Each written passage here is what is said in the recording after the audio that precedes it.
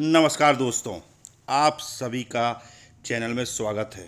और अगर आप पहली बार चैनल में आए हैं तो चैनल को सब्सक्राइब कर लीजिए, क्योंकि वर्ग एक पदवृद्धि की जो मुहिम चल रही है वह मुहिम की जानकारी सभी अभ्यर्थियों तक और वेटिंग अभ्यर्थियों तक पहुंच सके और जिम्मेदारों तक भी पहुंच सके। तो दोस्तों, जैसा कि आप देख रहे हैं कि स्क्रीन में आपको क्या दिख रहा है कि वर्ग एक चयन परीक्षा 2023, देखिए विषयवार आंकड़े। कितने नियुक्ति पत्र जारी हुए, कितने पद अभी भी रिक्त हैं, कितनी भर्ती प्रक्रिया से बाहर हुए और कितने प्रतिशत पद रिक्त हैं प्रतिशत में। तो आपको विषयवार ये आंकड़े मैं इस वीडियो के माध्यम से आपको देने वाला हूं। तो आप इस वीडियो को पूरा देखिए, जिससे कि आपको एक एक विषय की जानकारी आपको मिले कि किस विषय में कितने ज्वाइनिंग लेटर जारी हुए, कितने पद अभी भी रिक्त हैं, कितने ने ज्वाइन किया है ना।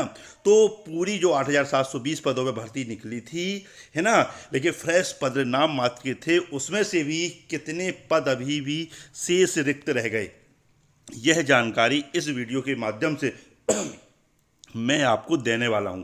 तो आप वीडियो में बने रहिए और देखिए। अभी मैं आपको स्क्रीन पर एक प्रपत्र दिखाऊंगा जिसमें विषयवार आंकड़े बिल्कुल बने हुए हैं। तो अब आप देखिए विषयवार आंकड़े जो स्क्रीन पे आने वाले हैं। तो इस चीज़ को आपको ध्यान से देखना है और अपने विषय की जानकारी लेना है। तो आप देख सकते हैं कि ये स्क्रीन पे आपको विषयवार आंकड़े दिए गए हैं। तो पहले कॉलम में सब्जेक्ट है, दूसरे में विज्ञापित पद, जितने विज्ञापन में पद आए थे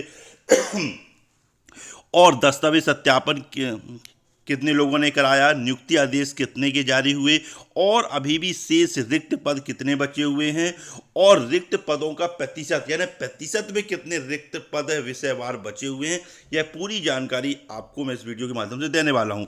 तो देखिए, इंग्लिश में जो विज्ञापित पद थे वो 1645 थे, है ना। और 10, ये मैं आपको डीपीआई का आंकड़ा बता रहा हूँ, ये ट्राइबल का आंकड़ा नहीं है, ये डीपीआई का आंकड़ा मैं आपको बता रहा हूँ, इस चीज़ को ध्यान रखिएगा। तो इंग्लिश में विज्ञापित पद 1645 थे, दस्तावेज सत्यापन 821 का हुआ, नियुक्ति आदेश 744 को जारी हुए और शेष रिक्त पद अभी भी 901 बचे हुए हैं। फिर मैं आपको बताऊंगा कि इतने पद रिक्त कैसे बचे हैं, ये भी मैं आपको बताऊंगा। और प्रतिशत में 55% अभी भी पद रिक्त बचे हुए हैं। हिंदी का आंकड़ा देखिए आप कि 509 विज्ञापित पद थे, 408 में दस्तावेज सत्यापन हुआ और 361 में नियुक्ति आदेश जारी हुआ और 148 अभी भी रिक्त हैं, यानी 29% पद अभी भी रिक्त हैं हिंदी में। संस्कृत में देखिए 490 विज्ञापित पद थे, दस्तावेज सत्यापन 70 का हुआ, 56 के नियुक्ति आदेश जारी हुए और 434 अभी भी शेष रिक्त हैं और 89% रिक्त है। संस्कृत में सबसे ज़्यादा पद अभी भी रिक्त हैं, ठीक है। फिर उर्दू में देखिए 42 विज्ञापित पद थे, दस्तावेज सत्यापन 5 का हुआ, नियुक्ति आदेश 3 के जारी हुए और शेष रिक्त पद 39 या 93% अभी भी पद रिक्त है। गणित का देखिए, मैथ्स का 1214 विज्ञापित पद थे, 348 का दस्तावेज सत्यापन हुआ, नियुक्ति आदेश 311 के जारी हुए और 903 पद अभी भी शेष रिक्त है, 74% पद अभी भी रिक्त हैं। फिजिक्स में देखिए 611 विज्ञापित पद थे, 168 का दस्तावेज सत्यापन हुआ, 156 के नियुक्ति आदेश जारी हुए और 455 शेष अभी भी रिक्त हैं, यानी 74% पद अभी भी रिक्त हैं। किसमें? फिजिक्स में। बायोलॉजी में देखिए 676 विज्ञापित पद थे, 264 का दस्तावेज सत्यापन हुआ, 177 का नियुक्ति आदेश जारी हुए और 474 पद अभी भी रिक्त हैं, यानी 73% पद अभी भी रिक्त हैं। होम साइंस में देखिए 28 विज्ञापित पद थे, 18 का दस्तावेज सत्यापन हुआ, 10 के नियुक्ति आदेश जारी हुए और शेष रिक्त पद अभी भी 18 बचे हुए हैं, मैंने 64% पद अभी भी रिक्त हैं होम साइंस में। कॉमर्स में देखिए 460 विज्ञापित पद थे, 239 में दस्तावेज सत्यापन हुआ, 205 की नियुक्ति आदेश जारी हुए, 255 पद अभी भी रिक्त हैं, यानी 55% पद अभी भी रिक्त हैं। इतिहास का देखिए, हिस्ट्री का 292 विज्ञापित पद थे, 170 का दस्तावेज सत्यापन हुआ, 148 में नियुक्ति आदेश जारी हुए और शेष रिक्त पद 144, यानी 49% पद अभी भी रिक्त हैं। जियोग्राफी 139 विज्ञापित पद थे, 98 का दस्तावेज सत्यापन हुआ, 82 के नियुक्ति आदेश जारी हुए, 57 पद अभी भी रिक्त, यानी 41% पद अभी भी रिक्त हैं। और पॉलिटिकल साइंस 258 विज्ञापित पद थे, 156 का दस्तावेज सत्यापन हुआ, 141 के नियुक्ति आदेश जारी हुए, शेष रिक्त पद 117 यानी 45% पद अभी भी रिक्त हैं। इकोनॉमिक्स 266 विज्ञापित पद थे, 176 दस्तावेज सत्यापन हुआ और नियुक्ति आदेश 75 के जारी हुए, 156 पद अभी भी रिक्त हैं, यानी कि 109 पद अभी भी रिक्त हैं, यानी 41% पद अभी भी रिक्त हैं इकोनॉमिक्स में। एग्रीकल्चर 231 पदों पर विज्ञापन जारी हुआ और दस्तावेज सत्यापन 94 लोगों ने कराया। नियुक्ति आदेश 75 लोगों के जारी किए गए, 156 पद अभी भी एग्रीकल्चर में रिक्त हैं, यानी 68% पद अभी भी रिक्त हैं।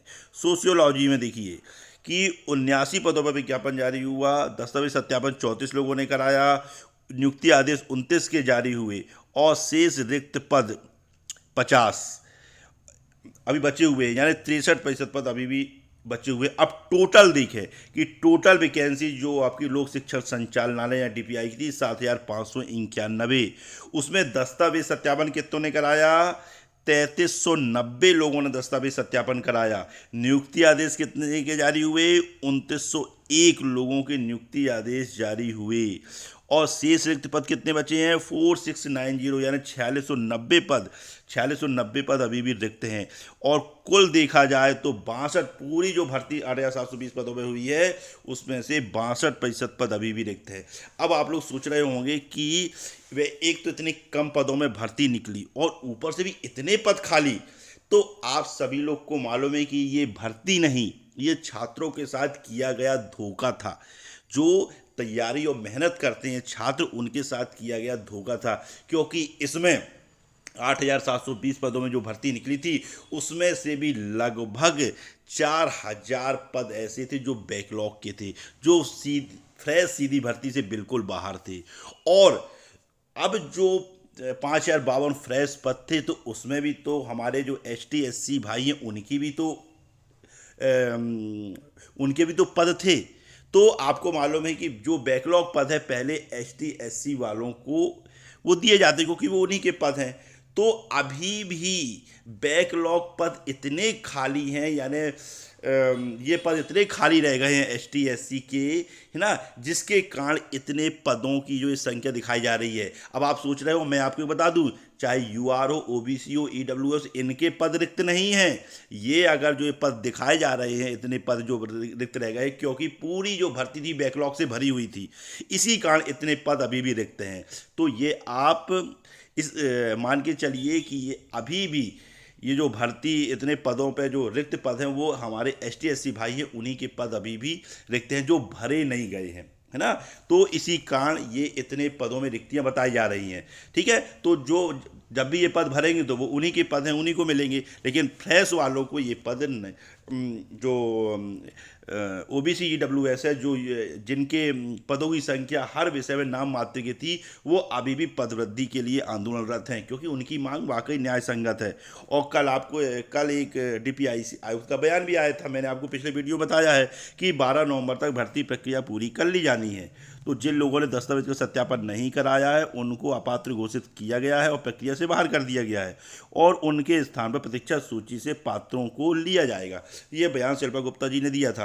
अब 12 नवंबर को भर्ती प्रक्रिया पूरी किए जानी है, इसके बहुत से मायने हैं। साफ साफ लिखा है भर्ती प्रक्रिया पूरी की जानी है, यानी अब सेकेंड काउंसलिंग होगी कि नहीं, इसमें भी असमंजस की स्थिति बनी हुई है। इसलिए जितने भी वेटिंग अभ्यर्थी हैं, अगर उनको नौकरी चाहिए, उन्होंने 2 एग्जाम पास किए हैं, अपनी मेहनत को अगर सफलता में बदलना है आपको, तो आपको एकजुट रहना होगा।